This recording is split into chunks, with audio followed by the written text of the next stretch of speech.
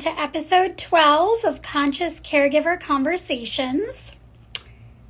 As you can see, I am coming from a different environment. I am still at work. It's been a busy week. So we'll just see when Samantha jumps on. There she is.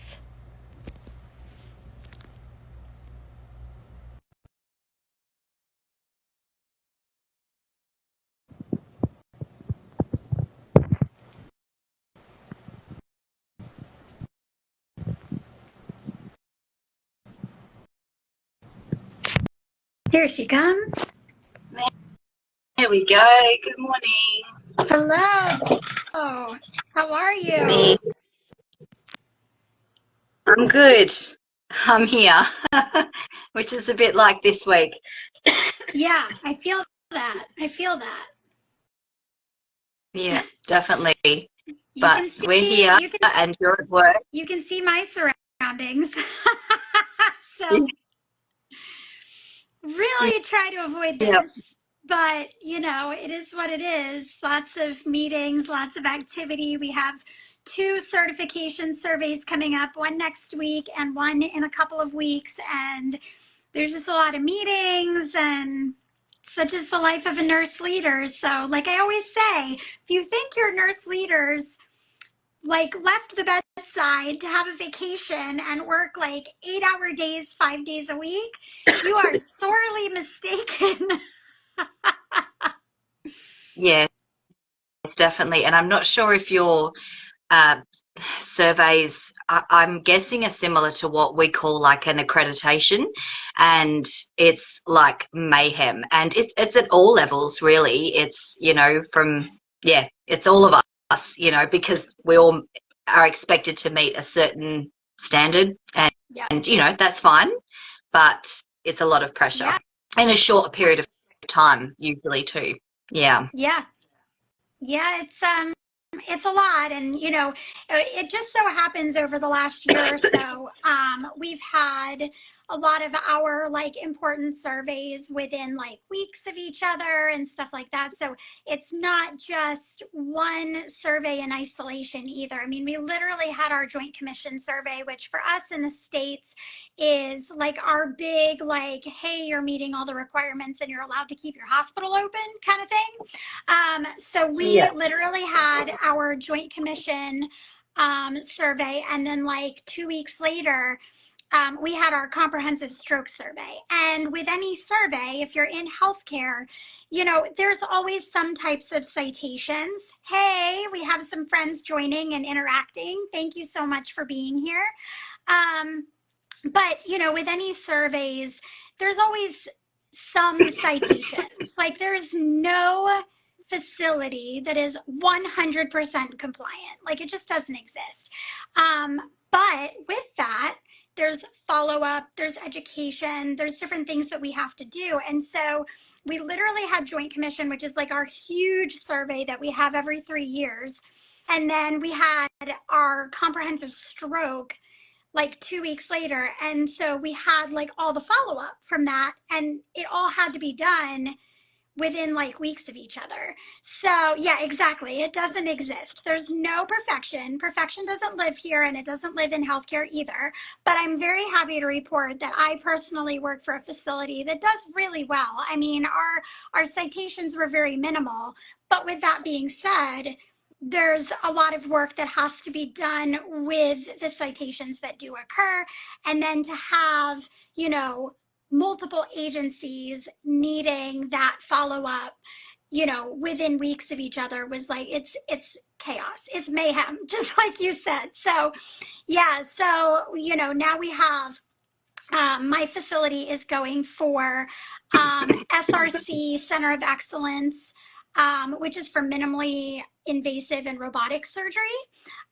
We are actually trying to get our initial accreditation for that come next week. And then a couple weeks from that, we have weight management, that we have a bariatric surgery program. We have weight management in a couple of weeks. And And yes, we're happy to follow and discuss things offline with anybody who is here. Please do make sure to follow us, because then when we go into our notifications, we can follow you back. But we are happy to do that, and always happy to discuss anything particularly associated with being in healthcare and being a conscious caregiver and all of that. So we thank you for joining. We hope you'll continue to join our conversations. And we are always happy to discuss things offline and also to talk about any topics that you might have. So yeah. But yeah, so there's just a lot going on. There's always a lot going on. Yeah. And, I think it's so special that, we have Samantha who's still working at the bedside. She's still working in the operating room theater as a clinical nurse, and then you have me as a leader, because I think there's so many misconceptions about what life is like when you leave the bedside. And so, and don't get me wrong, like, it's great to be a leader and like to just grow personally and professionally and have the opportunities that I've had and see things from a different perspective. But like, there's still challenges. The challenges just look different. You know what I mean? So I think that's really important, because I see a lot of nurses leaving the bedside thinking like, oh, well, I'll just leave the bedside and, life will be so much better. I won't have these challenges. I won't have these, different frustrations and these uncomfortable things that I have to walk through or step into. And that's simply not the truth. It just looks different. My challenges look different than Samantha's challenges. And it's not a bad thing. Like, I'm not trying to make that, from a negative space. It's just what it is. And so, I just think it's important that as bedside nurses, we don't look at our leadership and be like, oh, they have it so great and they're just making my life miserable. They have challenges too, and they're working really long hours and they're doing it 5+ days a week. So I think it's just important that we understand that we're all facing different challenges. They just, like I said, they just look different. Yeah, definitely. And I actually acted in what we call staff development in education, in that role for about a year of my career. And I've chosen not to permanently go that way because of the challenges that are associated in that direction as well. So it's really important to know that the conscious caregiving principles, the values, everything that we go on about can actually be used in any form of healthcare. And also, like Jenna and I both work in a hospital setting, but I think it can be used if you're in a caring setting, if you're in what we call here like an aged care facility, or if you're in a community facility, or like it can just be used throughout your whole career. Sorry, I'm not 100%. But I just wanted to touch on, Jenna, what have you been doing, which might be helpful for our audience? What have you been doing yourself, maybe even in your own personal time, if work has been so busy, to try and support yourself? Like, is there something you've been using, different tools, or even things like, I know you and I both use essential oils, like, and we actually both now do homeopathy, so homeopathic remedies. So, what are some things that you've been doing to try and keep yourself well and not too stressed? Well, one of the important things that I just want to say is, one of the phrases that I love is failing forward. I am failing forward every day, right? So I've been on this journey for 3 years now, and I have so many tools and I have so many resources and I have so many practices. But when you are in it, like when you are in the crap and you're working through something, or you're having a really difficult day, or your nerves are shot, like, I am not perfect. And some days I am really good at, you know, using my tools and really staying rooted and grounded and centered in the conscious caregiver way. And other days, it's like, okay, like tomorrow's another day. um, so I am not by any means perfect, but like today, I'm actually having a really good day, which is interesting because I woke up with a lot of anxiety, which I've talked about many times. And yesterday was a really rough day. Yesterday for me was not a good day. And I just left like feeling super overwhelmed and all the things. But my word for this year, which I talked a lot about last week, my word for this year is surrender. And as per usual, I did my prayer that I do on the way to work, where, you know, I invoke Source Creator God and my core healing team of the highest loving compassion and my higher self. And I go through all of my alchemy work. And, you know, I was just like, God, I just can't.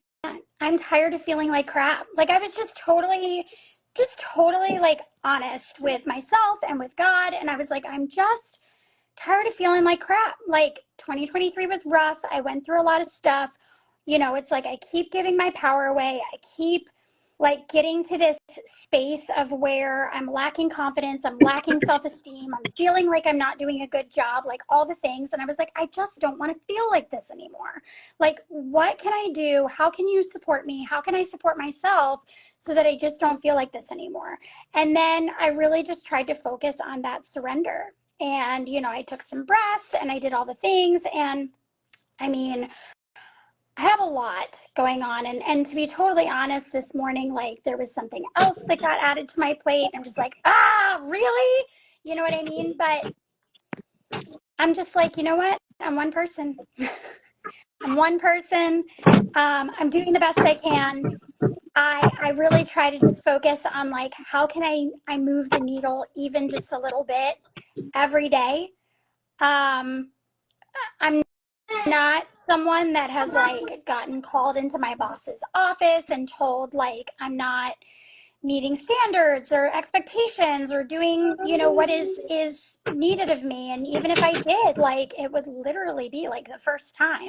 So it's like there's just all of these stories that we tell ourselves and so many things that you know, we just create in our own minds that it's like, wait a minute. It's like I just almost needed to like get real with myself and be like, okay, but who said this to you? Are you just saying it to yourself? Are you just like interpreting what you think other people think about you? Or did somebody actually say, like, Jenna, you're dropping the ball? You know what I mean? And just like reorienting yourself and really like getting real with yourself. And so that's a really long way of saying that for me, I think the biggest tool right now is mindset, is really just taking a step back and getting honest with myself about who is actually telling me that I'm not doing a good job. Is it actually like my boss or somebody else that I work with? Or is it just me, like what my homeopath calls it is minding other people's minds? So I'm making up these stories about what other people are thinking, but they haven't actually even said that, right? And so, yeah, just a lot of mindset work, trying to remember to breathe, especially when I get super overwhelmed, zooming out, seeing the big picture. Um, yeah, I think that's a lot of what I've been doing. And I would love to say, like, oh, oils and meditation and all the things, but no, no. I mean, I'm human, and you know, would I like to get more intentional about my meditation time and, you know, all of that? Absolutely. Um, but yeah, I can tell when I'm having a better day, it has a lot to do with my mindset and the mindset work that I'm Yeah. doing, and just, you know, being very intentional about um, just being real with myself about what people have actually said to me, and not minding other people's minds and just making assumptions about what other people think. Because I mean, if I know that the truth of the matter is if I wasn't doing something that I needed to be doing, I would know about it. Like my boss would say something. So yeah,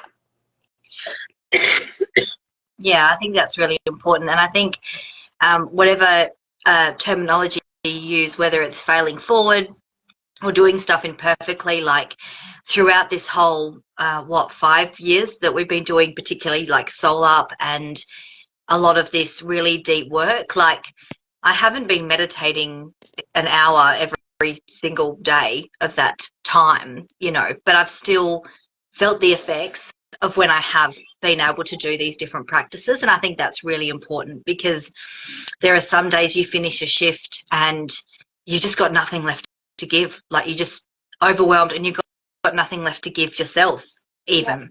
But I think you can just recognize that. And tomorrow is a fresh day. I think it's when we can just insert little supports, like as we go along imperfectly. You might do something for a month and it's fine, for a month and it's fine, and then it drops off the wagon. But I truly think that we do, when we start really listening to ourselves, we start doing things that we need in that moment, if that makes sense. mm, So I haven't journaled for like weeks, but I don't feel like I need that right now. And then there'll be other times where I'll journal every day, twice a day for a period of time. And I always thought we had to do something, incredibly consistent and routine in order for it to have an effect. And that's actually not true. So I think that's a really good point there, that we can ebb and flow and use things at different times because it's actually what our soul, body, and mind needs in any given moment. So I think that's a really good point there, Jenna. yeah, yeah. I mean, at the end of the day, like we're human, and I can't say, of course they always say like don't look at the highlight reel, but I mean, we have mentors that we work with that their job right now is literally coaching women through this work. And when that is actually your career focus, you know, yeah, of course they are setting aside time to do meditation and somatic work and stuff like that. We are taking what we've learned from them and applying it to a very masculine environment, a very busy environment, an environment where there are not a lot of people doing this work. And so I just think that there's a lot of grace that you have to give yourself. And, one of the things that I have really been trying to focus on as well is who I be and not what I do. Because at the end of the day, like obviously what I do is important, but it's a product of who I be. And not only that, but if I want to make an impact and I want to have other caregivers learning and incorporating the conscious caregiver way, I have to be that person.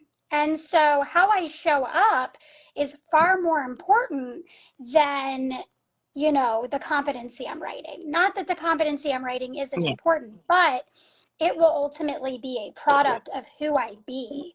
And that's what's important. We get very focused on the doing. And when we're so focused on the doing, that's when who we're being suffers.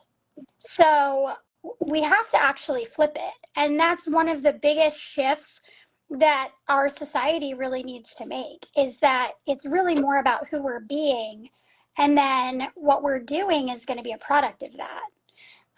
And so that's something that, in the surrender and in the mindset work and in all of that is something that I'm doing my best to remember, is that how I show up and who I be and how I treat myself, how I treat my employees, how I treat the staff at the hospital, how I treat my colleagues, is far more important than, the action plan I'm writing, because that Yeah. is going to spring out of who I be. Yeah. Exactly. And in a healthcare system, because it's a system. It can feel very restricted, and sometimes we can feel perhaps like we're not able to be the type of maybe caregiver we want to be. But I think what you're talking about is actually it's a way of bringing our power back, and we can control who we be and how we respond in different situations, and ultimately that allows us to be the caregivers we want to be in a system that maybe doesn't always, or, we have to follow policies, procedures. It's just the way it is to keep everyone safe. And so, yeah, I feel like that's a very good way for us to continue to honour ourselves and be the type of caregiver we want to be in situations that are very stressful, are very orientated to doing and producing and being effective and efficient, and all those very masculine and maybe even imbalanced masculine traits, to come in a very caring, feminine essence. And this is masculine, feminine, not male and female, just to clarify, but in a very caring essence, and being able to do or be that more often than not. And I found that's a huge thing with undertaking these principles and values of conscious caregiving, is allowing me to still be that really feminine caregiver, which is actually a big part of personally what led me to nursing and wanting to be a nurse, in a very structured, yes, masculine driven, and especially I know in a lot of crit care areas, especially in theatre, it's very very process driven, very and it is to keep patients safe, which is fine, but it was like, how do I be that caregiver that I want to be as well? And so undertaking and really trying to embody a lot of the principles of the conscious caregiving has then allowed me to caregive in that feminine essence in a very masculine system. So I don't know if we've touched on that before, but that's Yeah, really I don't know. important. And you said something really profound that I just want to point out very quickly, because it really hit me. There's so much about healthcare and the healthcare systems, both here in the States and in Australia, that is very masculine. And in many ways, it can be very imbalanced masculine. But the essence of what we do is nurturing people to health, and nurturing and nourishing others is very feminine. And so I think that, yes, there's absolutely a need for masculine structure and processes and procedures to keep patients safe. But we need to return to that essence of what we really do, which is very feminine in nature, and kind of just getting back to that softening and that nurturing and that nourishing, that is the root of our profession. And if we can pull out more of that feminine nature of the nurturer and marry that with the masculine structure that is absolutely needed in a healthcare system, we're going to look very different, because I really feel like we've lost touch with the essence of what our profession truly is.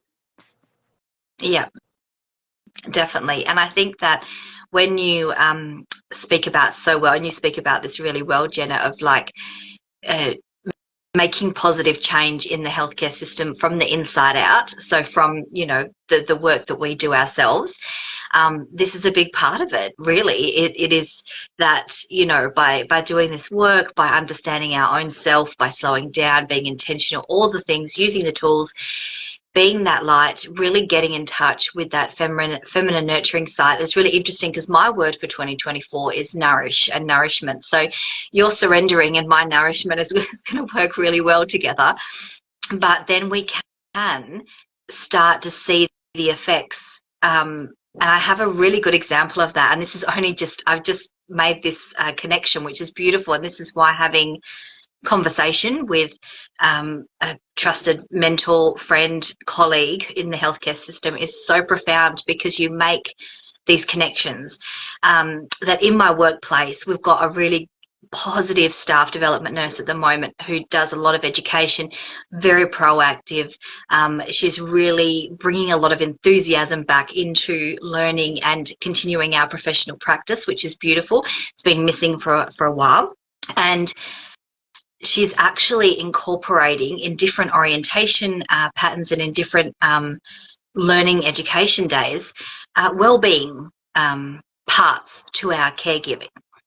And this is the first time in my 14 plus years in healthcare that I've actually seen that like scheduled in, not just ad hoc, not just, oh, we need to fill a gap, let's put something airy fairy in, but actually scheduling in, and very specifically for our nurse graduates as well, which is beautiful to start your practice having a mindset or having some tools, or at least being this brought up in conversation. So it's so interesting, and then it's happening in a department that the operating theatres is actually leading the way in these education days. So yeah, I've just put two and two together there, and that's really beautiful.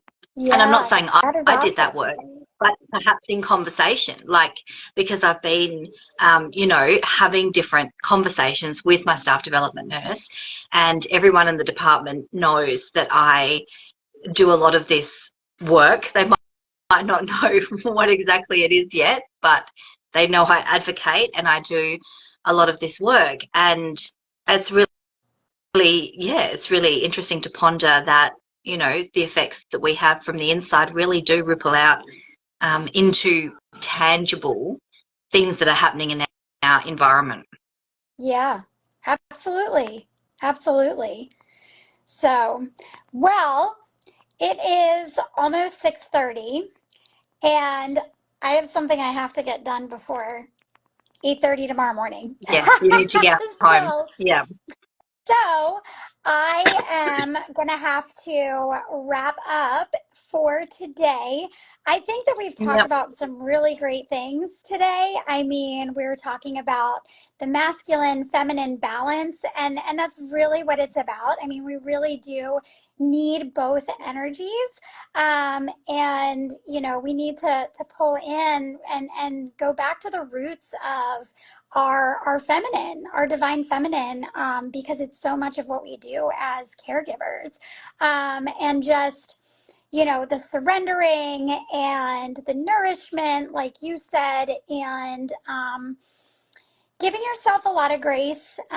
We talk about different conscious caregiver tools like meditation and breath work. And I know one of Samantha's favorite things is, the MTMs, the mindful transition meditations, and prayer and alchemy and mindset work. And there's all of these beautiful things that we have available to us.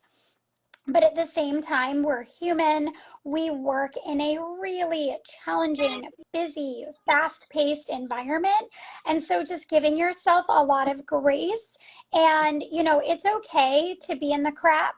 At some point, though, just acknowledging that, like, we have to move forward. We do keep ourselves stuck a lot. I've noticed that with myself when I become overwhelmed, when I become frustrated. These are what my homeopath calls constipated energies.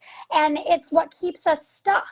And so it's okay to be there, but you also kind of have to examine those feelings and what comes up for you around those emotions, because at some point we want to shift that energy, we want to move that energy.